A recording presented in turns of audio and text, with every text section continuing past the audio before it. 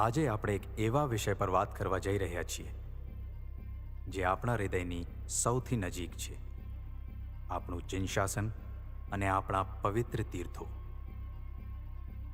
મિત્રો, આપણી પાસે કરોડોનું દેવદ્રવ્ય છે, ભવ્ય શિખરબંધ જિનાલયો છે અને સોનાના વરખથી મઢેલા પ્રભુજી છે. પણ શું ક્યારેક વિચાર્યું છે કે આ ભવ્યતા પાછળ સુરક્ષાનું કવચ કેટલું મજબૂત છે? જ્યારે છેવાડાના ગામમાં બેઠેલા પ્રભુજીની લાજ લૂંટાય છે, જ્યારે જિનાલયોની જમીન પર અતિક્રમણ થાય છે, આપણું શાસન શૌર્યનું શાસન છે.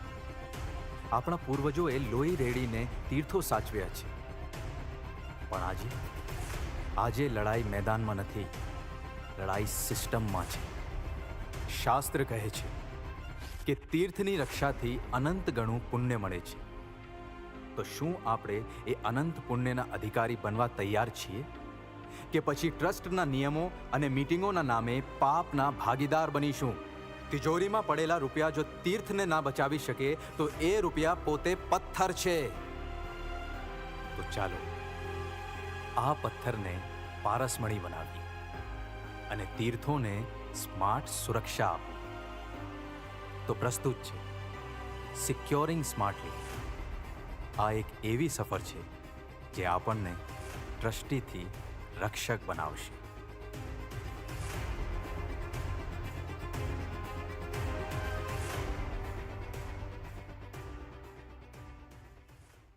કિરીટભાઈ, એક મિનિટ ઉભા રહો. આ એક ફોટો આ નવા જિનાલયના નકશા સાથે લો તો કેવું?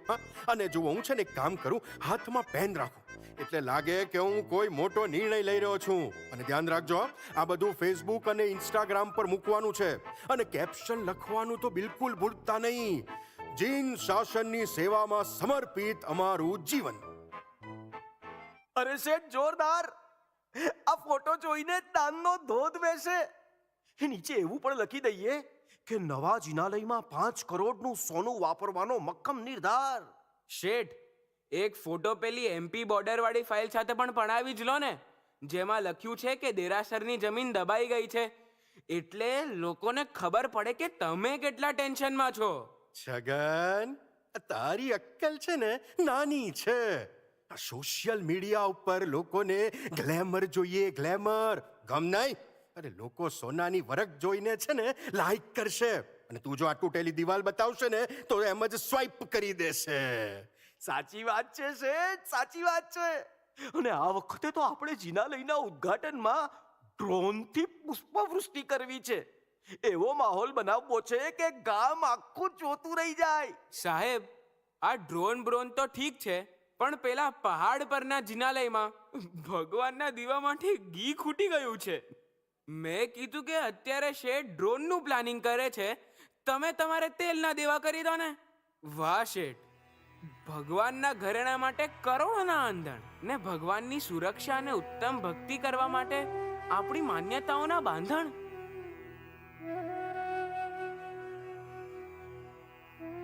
તમે તો ભગવાનને એવી રીતે સાચવો છો જેમ કે કોઈ શોરૂમમાં કાચની પાછળ મોંઘી વસ્તુ રાખવામાં આવે. દેખાડવા માટે સોનું, પણ અંદરથી બધું પોલું. છગન, બહુ બોલે છે તું હવે. શાંતિલાલ શેઠ, તમારી એસી ઓફિસના કાચ એટલા જાડા છે કે બહાર માની ચીસો પણ નથી સંભળાતી. આપણું એમપી બોર્ડર પરનું 200 વર્ષ જૂનું તીર્થ ખતમ થઈ રહ્યું છે અને અહીં તમે સેલ્ફીના એંગલ સેટ કરો છો. અરે હર્ષિલ, આ તો શું બોલી રહ્યો છે? શું થયું છે? આ જુઓ સાહેબ, આ કાલ રાતના ફોટા છે. ખુંડાઓએ દેરાસરની ચારેય બાજુની જમીન દબાવી દીધી છે અને ગઈકાલે તો તેઓ ગર્ભગૃહ સુધી પહોંચી ગયા હતા. શેઠ, હું તો ત્યાંનો નાનો માણસ છું. કાલે રાત્રે તેઓએ મારા માથા પર બંદૂક રાખીને કહ્યું છે, જો કાલે દેરાસર ખાલી નહીં થાય તો મૂર્તિ ખંડિત કરી નાખીશું અને દેરાસર પર કબજો કરી લઈશું. શેઠ, મેં તમને 5 વાર ફોન કર્યા હતા. જો રમણીકભાઈ, હું તમારી વાત સમજુ છું, પણ આવી રીતે ફોન પર થોડું કઈ થાય? અરે અમારે તો ટ્રસ્ટની મીટિંગ બોલાવવી પડે, રિઝોલ્યુશન પાસ કરવું પડે, અને તમે તો આટલા વડીલ માણસ થઈને જાણો છો ને કે અહીંયા બધું નિયમ મુજબ જ થાય છે. નિયમ? શેઠ, કયા નિયમની વાત કરો છો? અહીંયા મારા પ્રભુની લાજ લૂંટાઈ છે અને તમે મીટિંગની રાહ જુઓ છો? હર્ષિલ, થોડો મર્યાદામાં રહે. આ તો પોલીસનો વિષય છે. આપણે વહીવટદારો છીએ. ગુંડાઓ સાથે લડવા થોડી જઈએ. એમાં અમારું નામ ખરાબ થાય. પ્રફુલભાઈ, નામ તો ત્યારે ખરાબ થશે જ્યારે આખા જગતને ખબર પડશે કે તમારી તિજોરીમાં કરોડો હતા અને તમે પ્રભુને ના બચાવી શક્યા. મારી વાત સાંભળીને મને થાય છે કે તમે તો પેલા ત્રીજા દીકરા જેવા છો. ત્રીજો દીકરો? હવે કયો ત્રીજો દીકરો? અરે હર્ષિલ, તું શું બોલે છે એની ખબર છે તને? હા શેઠ, ખબર છે. જ્યારે મા પર હુમલો થાય ત્યારે એના 4 દીકરાની શું દશા હોય છે એ સાંભળવું છે તમારે?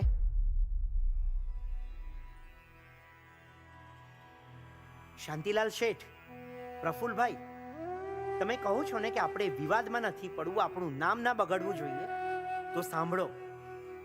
કલ્પના કરો કે એક વૃદ્ધ માતા રસ્તા પર ચાલી રહી છે. અચાનક 4 ગુંડાઓ એને ઘેરી લે છે, એના કપડાં ખેંચે છે, એના ઘરેણા લૂંટે છે અને લાચારમાં ચીસો પાડે છે. એ જ સમયે એના 4 દીકરા ત્યાંથી પસાર થાય છે. પહેલો દીકરો, એની આંખોમાં લોહી ઉતરી આવ્યું છે. એ એની માને બચાવવા માંગે છે, પણ એના હાથ પગ સાંકળોથી બંધાયેલા છે. એ સાંકળનું નામ છે ખોટી આમાન્યા. એ દીકરો રડે છે, તરફડે છે, પણ એને શીખવવામાં આવ્યું છે આ આપણો વિષય નથી. એ બાંધેલો દીકરો એટલે આપણો ડરપોક સમાજ. બીજો દીકરો, એ માને બચાવવા લાકડી લઈને દોડે છે, પણ એની પાસે શક્તિ નથી, એ નબળો છે.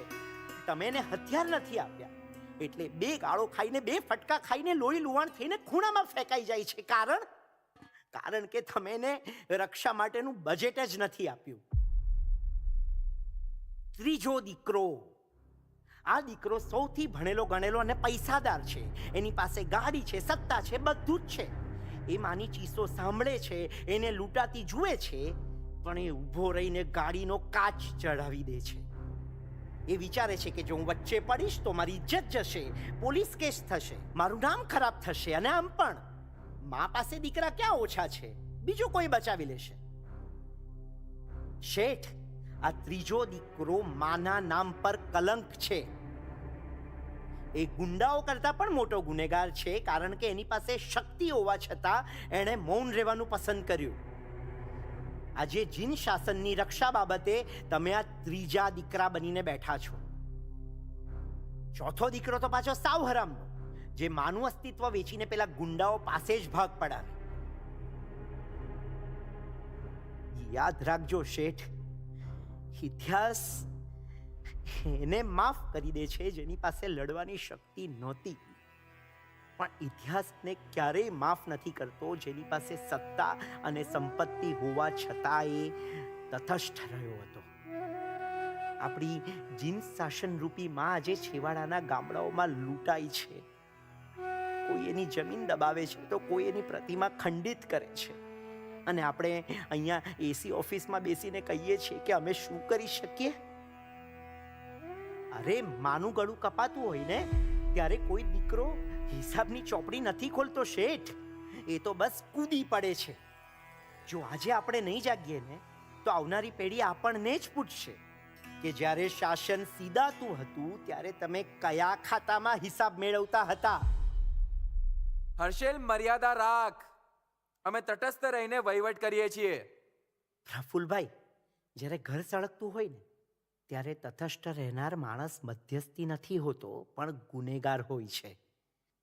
તમે ત્રીજા દીકરા બનીને ગાડીનો કાચ ચઢાવી દીધો છે, પણ યાદ રાખજો, જે આગ છેવાડાના તીર્થને બાળી રહી છે ને એ આગ આવતીકાલે તમારી ભવ્ય ઓફિસ સુધી પણ પહોંચશે જ. હર્ષિલ, તારી વાતોમાં સત્ય છે, પણ અમને એ નથી સમજાતું કે અમે શું કરીએ. અમે પ્રોફેશનલ લડવૈયા નથી, અમે તો માત્ર વહીવટદારો છીએ. સાહેબ, લડાઈ ખાલી તલવારોથી નથી લડાતી, સાધનોથી લડાઈ છે. રસ્તામાં કોઈ પણ પશુ ઘવાય તો આપણે એમ્બ્યુલન્સને ફોન કરીએ છીએ ને. એક કોલ પર ડોક્ટર અને ગાડી આવી જાય છે. આપણે પોતે ઓપરેશન કરવા નથી બેસતા. બરાબર કહ્યું છગન, પણ આપણી કરુણતા જુઓ. પશુઓ માટે હેલ્પલાઇન છે, પણ જો આપણું જિનાલય જોખમમાં હોય તો ક્યાં કોલ કરવો એ કોઈને જ નથી ખબર. આપણે બસ ઉપેક્ષા અને ઉદાસીનતાની ફાઇલો લઈને એકબીજા પર દોષારોપણ કરીએ છીએ. એક વાત કહું, આપ કોઈ પણ સમુદાયની વહીવટની ચોપડી લો, બરાબર જુઓ અને પછી મને કહો કે તીર્થરક્ષા માટે દેવદ્રવ્યનો ઉપયોગ કરવો જોઈએ એવું દરેકે દરેક સમુદાયના વડીલોએ કહ્યું છે કે નહીં? શેઠ, આપણે દેવદ્રવ્યને તિજોરીમાં સાચવીને બેન્કર બની ગયા છીએ, ટ્રસ્ટી નહીં. ટ્રસ્ટીનો અર્થ છે જે ટ્રસ્ટને, વિશ્વાસને સાચવે. જો દેવદ્રવ્યનો ઉપયોગ દેવના ઘરને બચાવવા માટે ન થાય તો એ દ્રવ્ય શું કામનું? શેઠ, તિજોરીમાં પડેલા સોનાના સિક્કા જો ભગવાનના કોઈ કામમાં ન આવે ને તો એ ભગવાનની ભક્તિ નથી વધારતા. પણ જો એ જ સિક્કાઓથી એક મજબૂત સુરક્ષા કવચ બને તો એ પ્રભુની સૌથી મોટી રક્ષા પૂજા છે. આપણું દેવદ્રવ્ય માત્ર શોભાના ગાંઠિયા બનવા માટે નથી, એ તો તીર્થ રક્ષાના પાયાને વજ્ર જેવા મજબૂત બનાવવા માટે છે. શેઠ, એના માટે જ અમે એક આખો સિક્યોર સ્માર્ટલી પ્લાન તૈયાર કર્યો છે. આ સિક્યોર સ્માર્ટલી એટલે દેવદ્રવ્યનો એવો વિનિયોગ જે દુશ્મનોના મનમાં ફાળ પાડી દે. આપણું દેવદ્રવ્ય માત્ર તિજોરીની શોભા નથી, એ તો તીર્થની રક્ષા માટેનું શસ્ત્ર છે. જો શસ્ત્ર મ્યાનમાં જ કાટ ખાઈ જાય તો યુદ્ધ જીતાય નહીં. દેવદ્રવ્યનો સદુપયોગ કરવા માટે આપણે પહાડો ચડવાની જરૂર નથી. બસ આ 4 સ્માર્ટ સ્ટેપ્સ ફોલો કરવાના છે. નંબર 1, કાનૂની કવચ, અસ્તિત્વ સુરક્ષા. ગુંડાઓ જ્યારે જમીન દબાવે ત્યારે આપણે લાઠીઓ લઈને લડવા નથી જવાનું. દેવદ્રવ્યથી એવી લીગલ આર્મી તૈયાર કરો કે એક ફોન કરવાથી હાઈકોર્ટના વકીલોની ફોજ ત્યાં પહોંચી જાય. ગુંડાઓને ખબર હોવી જ જોઈએ કે આ જિનાલયની પાછળ કરોડોનું ભંડોળ અને કાયદાનું પીઠબળ છે. નંબર 2, ઇમરજન્સી રિપેરિંગ, તાત્કાલિક સમારકામ. ઘણીવાર મંજૂરીઓની ફાઇલો વર્ષો સુધી ફરતી રહે છે અને ત્યાં સુધીમાં મંદિરની છત નીચે પડી જાય છે. આ પ્લાન મુજબ કોઈ જિનાલય જર્જરિત દેખાય એટલે ક્વિક મંજૂરી લઈને રેપિડ એક્શન ટીમ ત્યાં પહોંચી જાય અને તાત્કાલિક રિપેરિંગ શરૂ કરી દે. પ્રભુના ઘરને પડતું રોકવાના સમયે હાથ પર હાથ રાખીને ન બેસવાનું હોય. નંબર 3, પ્રતિમાજી માટેની ટીમ, પ્રગટ થતી પ્રતિમાની રક્ષા. ક્યાંય પણ જમીનમાંથી આપણા ભગવાન પ્રગટ થાય ત્યારે વિવાદ થાય એ પહેલા આપણી પ્રોફેશનલ ટીમ ત્યાં પહોંચી જવી જોઈએ. પુરાતત્વ વિભાગ અને સ્થાનિક તંત્ર સાથે એવી રીતે કામ લેવું કે પ્રતિમાજી સીધા જૈન શાસનના તાબામાં આવે. મોડું થાય તો માલ લૂંટાઈ જાય, માટે અહીં ઝડપ જ સુરક્ષા છે. નંબર 4, નેટવર્કિંગ પાવર, દેખરેખ. દરેક રાજ્યમાં એવા બાહોશ યુવાનોની ટીમ હોય જે તીર્થોમાં અને જિનાલયોમાં સર્વે કરવા જાય. તેઓ કલેક્ટર અને પોલીસ સાથે એવા સંબંધો રાખે કે કોઈ અસામાજિક તત્વ જિનાલયની જમીન તરફ જોવાની હિંમત પણ ના કરે. શાસનનો સિક્કો વાગવો જ જોઈએ. શેઠ, ફોટા પાડીને વટ તો પાડ્યા કરશો, પણ જો આ સ્તંભો જ મજબૂત નહીં હોય ને તો ભવિષ્યમાં આપણે આપણા હજારો તીર્થો ને જિનાલયો અને લાખો પ્રભુજીઓને ગુમાવી ચૂક્યા હોઈશું. વાત તો સાચી છે, પણ મિતા, આટલું મોટું નેટવર્ક ચલાવવા માટે તો નિષ્ઠાવાન યુવાનો અને ઘણા બધા લોકોની જરૂર પડશે. ટીમ તો છે જ શેઠ, બસ એમને દિશા અને બજેટની જરૂર છે. યુવાનો આજે શાસન માટે લોહી આપવા તૈયાર છે, પણ આપણે એમને એવી સ્થિતિમાં નથી મૂકવા. આપણે એમને સિસ્ટમ આપીને શક્તિશાળી બનાવવા છે. અને જો આજે આપણે સ્માર્ટ નહીં બનીએ ને તો આવતીકાલે આપણે માત્ર ઇતિહાસ બનીને રહી જઈશું. એટલે આપણે માત્ર રૂપિયા નથી સાચવવાના, પણ એ રૂપિયાથી રક્ષા કવચ તૈયાર કરવાનું છે. બરાબર? બિલકુલ. દેવદ્રવ્ય એટલે તિજોરીમાં બંધ કાગળો નહીં, પણ તીર્થોની ને જિનાલયોની રક્ષા માટે વપરાતી જીવંત તાકાત. જો ભગવાન જ નહીં હોય તો તિજોરીઓ કોના માટે સાચવશો? રમણીક કાકા, મને માફ કરી દેજો. અત્યાર સુધી હું એ બ્રહ્મા હતો કે ભગવાનને સોનાથી મળી દેવા એ જ મોટી ભક્તિ છે. પણ આજે મને સમજાયું કે આ ભગવાનને ઘરેણા પહેરાવાય તો આપણો હોશ છે, પણ ભગવાનનું અસ્તિત્વ બચાવવું એ તો આપણી ફરજ છે. આજે સમજાયું કે પ્રભુ માટે સૌથી મોટું આભૂષણ તો એમની સુરક્ષા કરવી છે. જો તીર્થ સુરક્ષિત હશે તો જ આભૂષણો શોભશે. બાકી ખંડિત મૂર્તિ ઉપર સોનાના વરખ ચડવવાનો તો કોઈ અર્થ જ નથી. શેઠ, તો હવે આપણે આગળ શું કરીશું?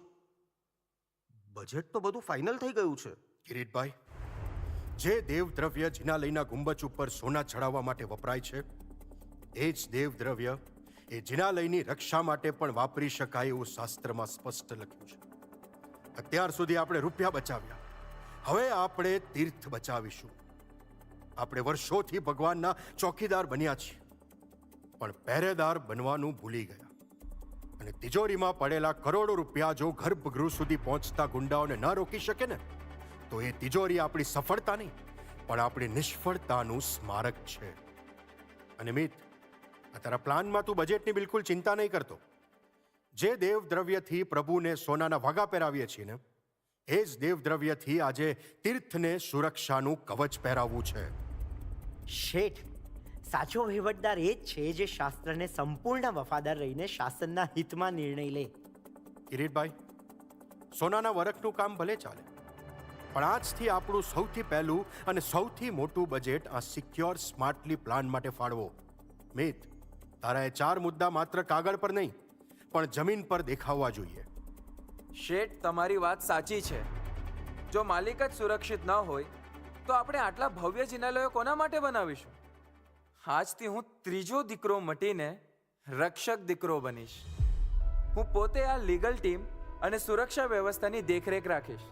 જી શેઠ, આ વ્યવસ્થા એવી હશે કે છેવાડાના ગામમાં બેઠેલા પૂજારી કે શ્રાવકને ક્યારેય પણ એવું નહીં લાગે કે તેઓ એકલા છે. આખું જૈન શાસન અને આધુનિક સિસ્ટમ એમની પાછળ ખડે પગે હશે. સાહેબ, અત્યાર સુધી આપણે ભગવાન પાસે માંગવા જતા હતા. હવે સમય આવ્યો છે કે આપણે ભગવાન માટે કંઈક કરી છૂટીએ.